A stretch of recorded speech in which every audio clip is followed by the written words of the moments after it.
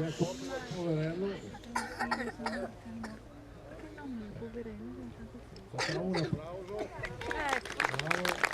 San Martino arriva a cavallo. Lungo il suo percorso incontra un mendicante infreddolito, al quale dona un pezzo del proprio mantello perché possa scaldarsi.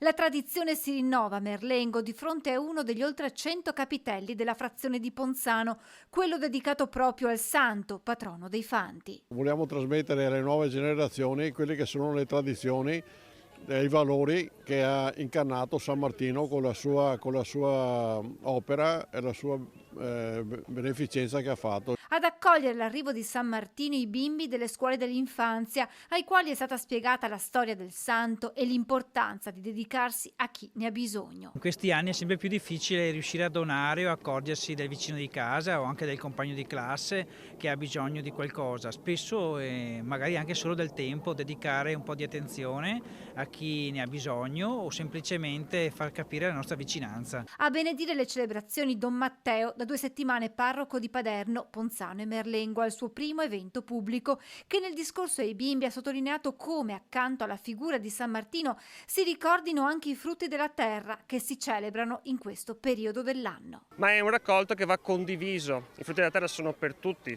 sono perché come dono possono davvero alimentare e sostenere la vita di tutti. La figura di San Martino, attraverso quel gesto per cui viene ricordato, quello del mantello tagliato, donato al povero, ci richiama alla condivisione.